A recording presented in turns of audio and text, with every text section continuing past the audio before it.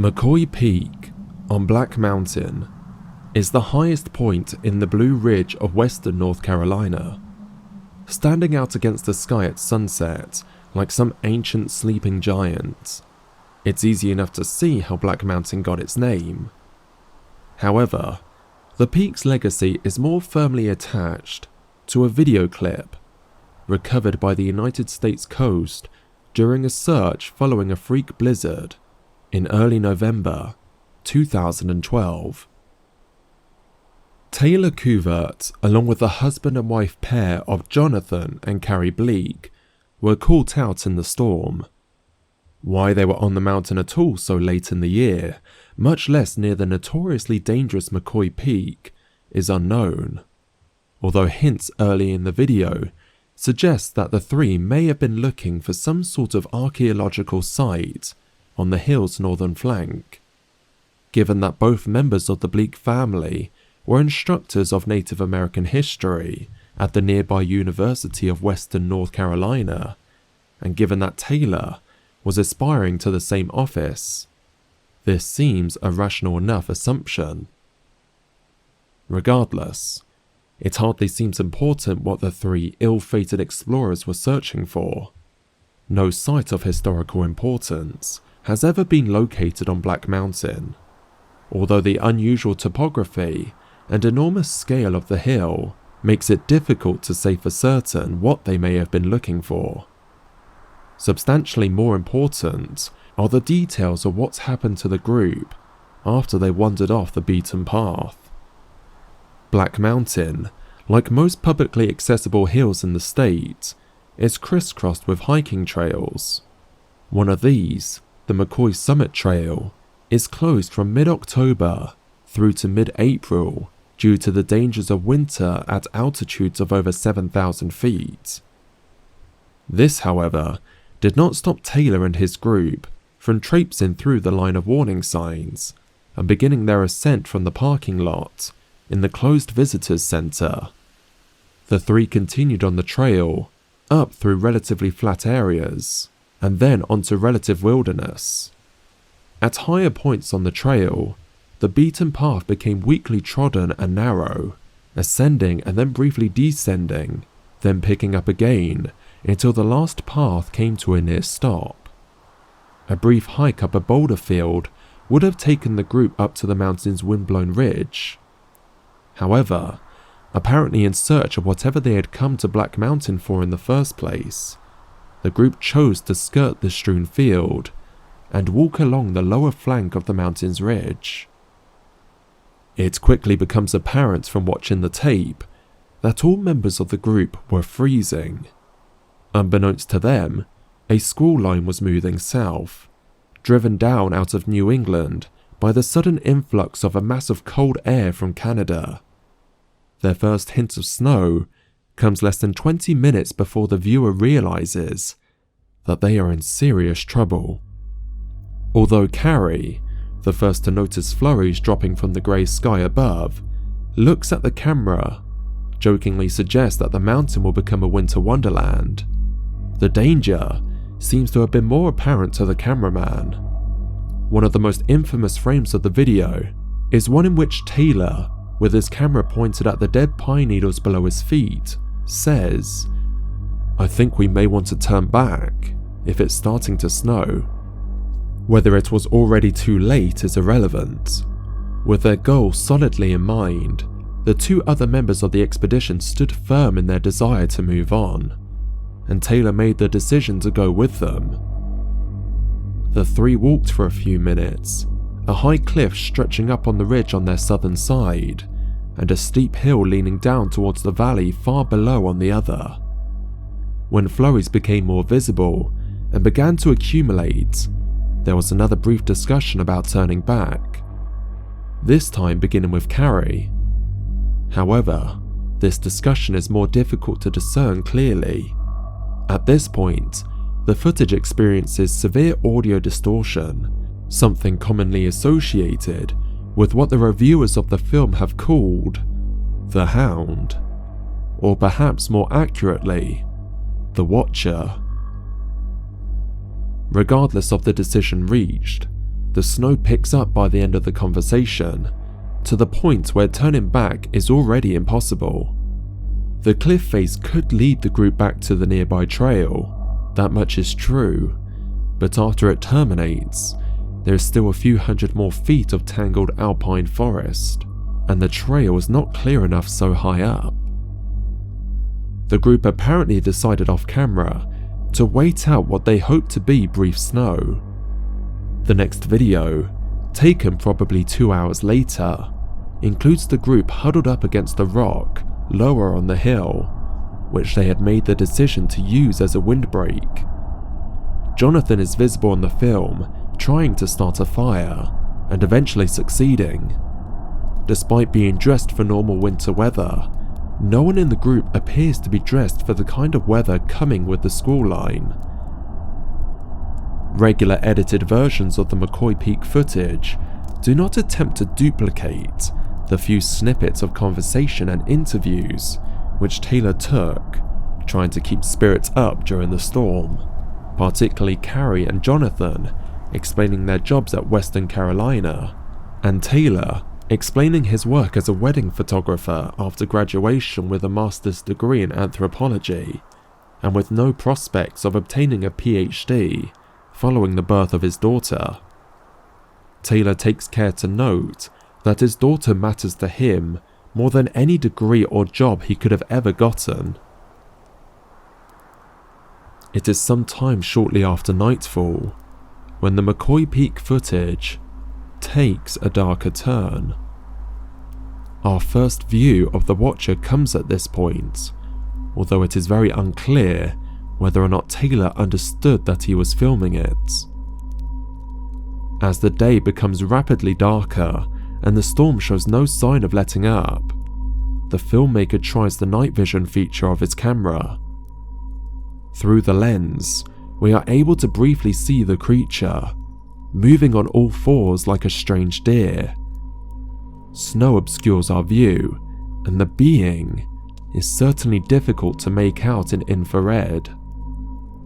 Nevertheless, it is clearly there, less than 50 feet out from the campsite. It looks briefly at the camera, perhaps able to see the flicker of fire, but fortunately, unable to detect human movement through the snow. Things like the Watcher have been reported from California in the west, the Mexican highland in the south, coastal North Carolina in the east, and Nunavik in the north. While being relegated to North America, they appear to inhabit relatively unpopulated areas across the country. It is unclear what the range of a single Watcher might be, what its diet consists of, and what numbers exist in the wild, although there clearly cannot be many. No Watcher has ever been captured on camera before the McCoy Peak footage, and reports were assumed to be legendary for many years. Most reports are undoubtedly fictitious, particularly given the wide levels of intelligence associated with Watchers in different stories, ranging from the animalistic fury associated with the Watcher in the possible hoax circulated on the internet as behind the line of trees, all the way to the city building associated with the Watchers described by New Age guru Francis Cobalt. No Watcher has ever been recovered, either dead or alive, and so it is difficult to assess any claims about the creatures other than their near unanimous description of their blindness to motionless prey. Although Taylor appears not to have noticed the creature before it could slick back off into the forest, he does demonstrate marked nervousness for the rest of the night. Strange sounds cause him to bring the camera back to bear. Audio enhancement performed on the video by California's Industrial Light and Magic suggests that an unusual pattern of infrasound, most likely coming from the Watcher, may have been the cause for his anxiety. It is during one of these frightened episodes, trying to fight off sleep, that Taylor views Jonathan walking into the forest with a flaming stick from the fire. whatever provoked his fear at this time, it seems to have also disturbed the others. Taylor watches for a moment before Jonathan starts to come back. It is in that moment that the Watcher finally makes its move. We see a flurry of motion, too rapid for the video to detect. Carrie yells something, and Taylor jumps out from the shadow of the windbreak, stopping suddenly when he realizes that Jonathan is already gone from view of the camera. His torch lies on the ground, bright enough that Taylor snaps off the night vision and lingers on its glow. The snow whirls and dances in the torchlight, the wind of the blizzard threatening to silence it forever. Then, from the distance, come the screams.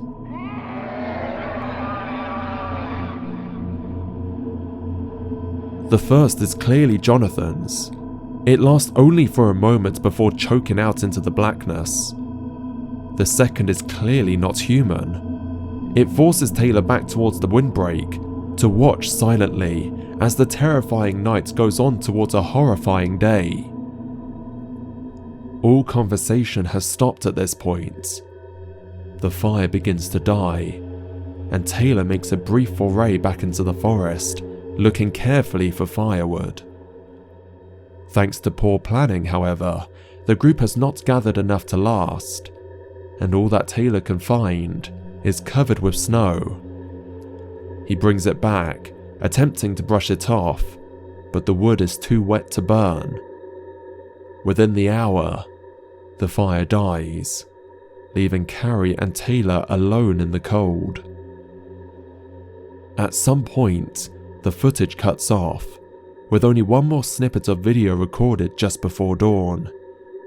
Natural light illuminates the scene as Taylor gently tries to wake Carrie. After failing, he touches his finger to her neck, then moves away, appearing to cross himself while holding the camera with the other hand. With day rapidly growing brighter, it becomes obvious that the squall has subsided.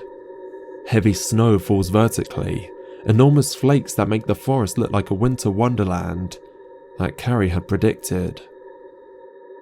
As soon as the light is strong enough for Taylor to see clearly in all directions, he starts out from the windbreak, back up towards the cliff where he had been the night before. Taylor seems unable to run, too weak and short of breath to maintain more than a stumbling walk. He strains to reach the cliff, then slowly moves along its side, an easy hike the day prior suddenly becoming much more difficult. It quickly becomes obvious to the viewer how unlikely it is that the cameraman will reach the bottom of the mountain, even if he makes his way back to the trail. And then he appears to lose all hope. Regardless of the authenticity of the dubious Texas record, it is clear that the primary method of hunting for a watcher is recorded accurately in its name. The creature simply waits out its prey, in this case, a human being. Another hint that these beings are intelligent, perhaps. Although Taylor moves back too quickly for the creature to have seen him, it is clearly standing in his way, staring upward on the path out. It seems to have also positioned itself strategically on the path, one which Taylor would certainly not have the strength to bypass. For the first time, the size of its eyes become clear. They look like fish bowls, giving it a nearly 180-degree panoramic view. This time, the creature stands bolt upright, rather than prowling like a dog. It looks disturbingly like a man, except for its vaguely reptilian flesh. Taylor cuts off the footage here. We see a few more shots taken from ground level, of the cameraman breaking a branch from a tree and tying a long bowie knife to it with his shoelace. He seems determined to fasten the knife securely. He then goes into a dialogue, addressing his family. before vanishing into history.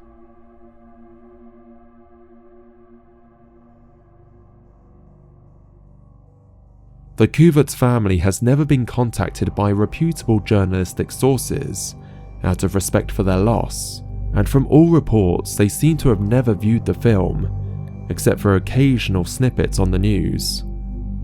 While they are obviously not in the dark regarding its content, they have chosen to shun the limelight that the video has obtained. If a scientific name is ever given to the watchers, it is likely to include the Cuvert's name, in honor of the man who taught humanity a lesson on it we will likely never forget.